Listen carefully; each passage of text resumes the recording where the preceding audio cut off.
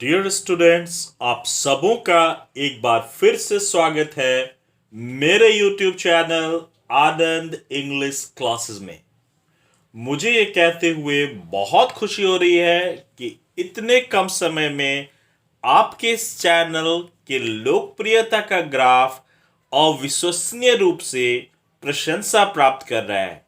सारा क्रेडिट आप सबों के स्नेह को जाता है। उम्मीद है आने वाले दिनों में भी आप इसी प्रकार से लाइक, शेयर और सब्सक्राइब करते रहेंगे। तो चलिए आज की क्लास में हम पढ़ते हैं figure of speech. Dear students, class 9 और 10 के लिए फिगर ऑफ स्पीच बहुत ही इंपॉर्टेंट है। लेकिन क्या आप जानते हैं बहुत सारे फिगर ऑफ स्पीच को पढ़ने की आवश्यकता एकदम ही नहीं है। मैंने बहुत रिसर्च किया और रिसर्च के बाद मेरे 10 वर्षों के रिसर्च के बाद मैंने ये जाना कि अगर 6 या 7 फिगर ऑफ स्पीच मेरे क्लास 9 और 10 के स्टूडेंट्स जान जाते हैं तो उनके लिए कोई परेशानी नहीं होगी। तो आइए थोड़ी सी बातचीत और कर लेते हैं फिगर ऑफ स्पीच के बारे में। किसी भी लिटरल स्टेटमेंट, आई रिपीट, किसी भी लिटरल स्टेटमेंट को और अधिक इफेक्टिव और क्लैरिफाई करने के लिए हम फिगर ऑफ स्पीच का प्रयोग करते हैं। फिगर ऑफ स्पीच का प्रयोग हम रिटन और स्पोकन दोनों में करते हैं। इसका प्रयोग आपको अक्सर प्रोस और पोएट्री दोनों में देखने को मिलेगा। न्यूज़पेपर हेडलाइंस की बात कर लें, स्लोगन्स की बात कर लें और एडवर्टाइजमेंट की बात कर लें, इन सभी जगहों पर आपको ये फिगर ऑफ स्पीच मिलेगा। क्यों? इसका प्रयोग क्यों किया जाता है? अपनी बात को और इफेक्टिव और क्लैरिफाई करने के लिए। तो सबसे पहले बात करेंगे मेटाफोर की। किसी भी दो ऑब्जेक्ट के बीच में कंपैरिजन करने के लिए मेटाफोर का प्रयोग करते हैं। जैसे फर्स्ट फ्लाइट के लेसन 1 में पेज 4 के सुना आपने, पेज 4 के फर्स्ट पैराग्राफ के सेकेंड लाइन में आप देखेंगे कि लिखा हुआ है huge mountains of clouds, huge mountains of clouds, अर्थात क्लाउड्स बहुत बड़े थे। कितने बड़े? माउंटेन्स इतने बड़े। यहां यह स्पष्ट है कि राइटर ने क्लाउड्स के आकार को बताने के लिए तुरंत आपके मन मस्तिष्क में उसके शेप साइज को बताने के लिए उसके कंपैरिजन हेतु जिस डिवाइस का प्रयोग किया है उसे कहते हैं मेटाफोर। जब किसी ऑब्जेक्ट, ध्यान रखेंगे, जब किसी ऑब्जेक्ट का दूसरे ऑब्जेक्ट के साथ डायरेक्ट कंपैरिजन होता है तो उसे कहते हैं मेटाफोर।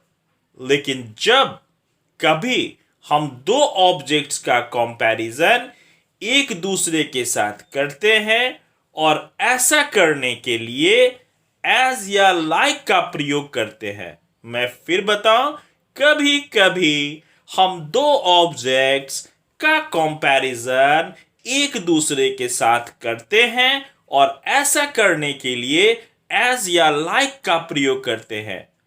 तो ऐसा कंपैरिजन पता है कौन सा डिवाइस कहलाता है? इसे कहते हैं सिमिली। आइए थोड़ा और क्लियर करता हूं मैं आपको। मान लीजिए कि फ्यूचर में 10-15 वर्षों बाद मैं जब रिटायर्ड हो जाऊंगा, बूढ़ा हो जाऊंगा, तो कभी घूमते घूमते समय निकालकर आप मुझसे मिलने आते हैं। आप देखते हैं कि एक छोटा सा नटखट सा दिखने वाला बच्चा मेरे पास बैठा है। आपको पता चलता है कि वो मेरा ग्रैंडसन है, मेरा पोता है, जो बहुत ही मिस्चीवियस है। वह कितना मिस्चीवियस है, कितना बदमाश है, कितना शैतान है, कितना नटखट है, यह बताने के लिए मेरे पास 2 डिवाइसेस है। मेरे अब आने वाले 2 वाक्यों पर ध्यान दें जो मैं अपने ग्रैंडसन के बारे में कह रहा हूं। मैं कंपेयर करने जा रहा हूं अपने ग्रैंडसन को उसके मिस्चीवियस एक्टिविटीज के आधार पे।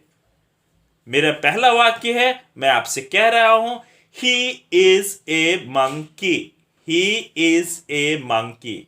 और दूसरा वाक्य सुनेंगे, ध्यान से सुनिएगा, he is like a monkey, he is like a monkey. सुना आपने? मेरा पोता कितना नटखट है, मंकी इतना नटखट है।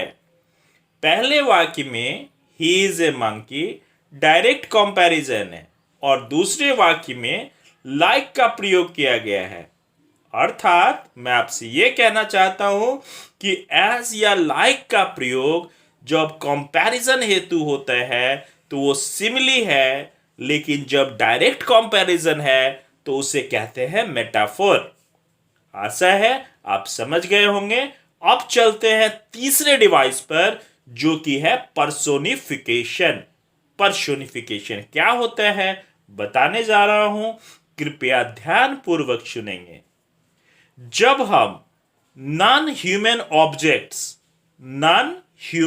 ऑब्जेक्ट्स को इस प्रकार से बतलाते हैं कि सुनने या पढ़ने वालों को ऐसा लगता है कि इन नॉन ह्यूमन ऑब्जेक्ट्स में भी ह्यूमन एबिलिटीज और क्वालिटीज हैं, तो ऐसे डिवाइस को कहते हैं पर्सोनिफिकेशन। मैं फिर से आपको एक बार कर दूं, जब हम नॉन ह्यूमन ऑब्जेक्ट्स को इस प्रकार से बतलाते हैं कि सुनने या पढ़ने वालों को ऐसा लगता है कि इन नॉन ह्यूमन ऑब्जेक्ट्स में भी ह्यूमन एबिलिटीज और क्वालिटीज हैं, तो ऐसे डिवाइस को पर्सोनिफिकेशन कहते हैं। जैसे मान लीजिए कि आजकल की महामारी से हो रही मृत्यु आंकड़ों को देखकर पृथ्वी तो पृथ्वी, आकाश भी रो रहा है, यह मैं आपको बताना चाह रहा हूं। मैं कहूंगा द स्काई वीप्स। अब आप बताएं, क्या आकाश सच में रोता है? नहीं ना। रोना तो इंसानों के लिए है।